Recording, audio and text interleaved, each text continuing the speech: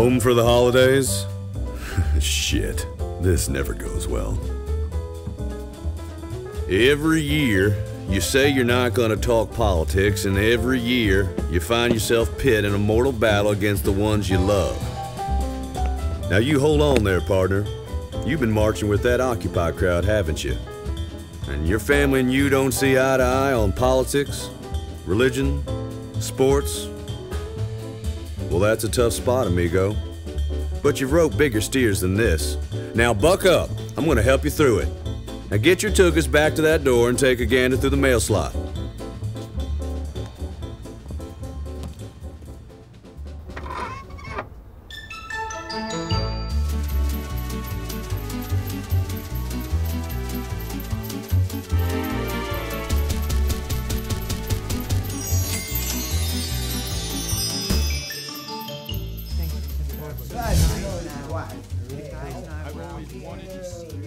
Now, the first thing you're gonna need to do is to get your old man on your side.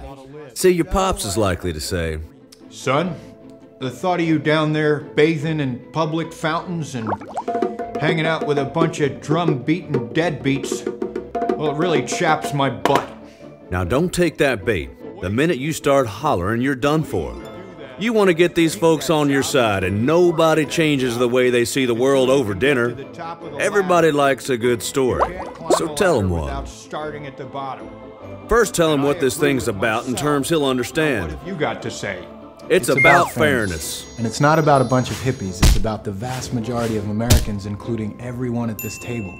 Over the last 30 years, the wealthiest 1% have done well, really well. And that's all good and fine, but things haven't gotten much better for the rest of us. In fact, for some, it's gotten a lot worse. Not because those highest on the hog have earned their billions. It's that the rules have been written in their favor.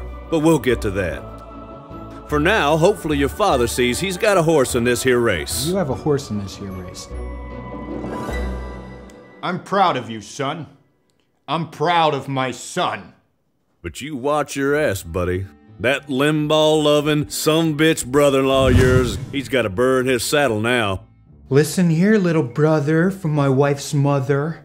All that fairness stuff sounds like a handout scheme to me. And I'm on a rocket ship, headed to a planet called 1%. And you're not coming. You know what? He'll go on and on about how he's planning on riding the private sector all the way to the top, just to sitting pretty with all the other job creators and so on. It's just simple math. Try speaking his language. This jerky here watches the World Series of Poker like salvation depends on it. Tell him that the current financial system is like playing poker against a guy who's got a stack a zillion times as big as yours. Your odds are really bad as it is, but it gets worse because the guy you're playing against is also the dealer and the house. He gets all the chips he wants and then sells them back to you at a huge markup. you can't even afford to play at this table. The bank's got $7.4 trillion for free, and then they loaned it back to the government at 3%, and then back to you and me at 5, 10, 30%. Now he'll understand that the deck is stacked, and that ain't fair. Horseshoe crabs don't wear applesauce. Grandma's not ready for the pasture yet, but she's 2 legs short of a stable stool these days. All that talk about the feds has got her on a rampage about big government, big brother, and who knows what else. Photojumpers don't belong in this country. In this here story we're telling, we've got a premise, a setting, and a protagonist. You better write in the villain before Granny does it for you. Now don't go banker bashing, she likes that teller boy down the street. Tell her this isn't about bad people. Grimmy, it's not about bad people, it's about a bad system. And it's not about big business or the government. It's about how the two have been tied together. Most people on Wall Street in Washington have good intentions, but can't act on them in the current system. They need to be empowered and incentivized to do the right thing. Freeing up good people to be good. Okay. You might even get a hard candy and a nickel out of this. Now, your old lady typically steers clear of politicking, but now something's got her goat.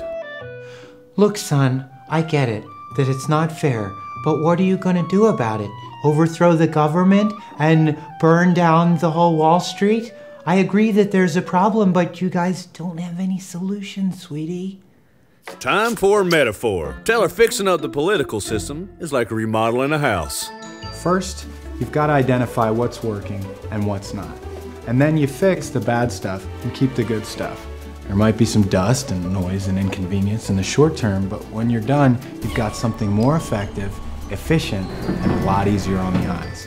We can start this remodeling project by getting big money out of our elections and admitting that corporations aren't people. She'll like that. Boom. Science. You're so smart. I'm proud of my son. You know what? Cheers to my family. I love you guys. You're a good son, son. You ready to get in there and occupy that dinner table?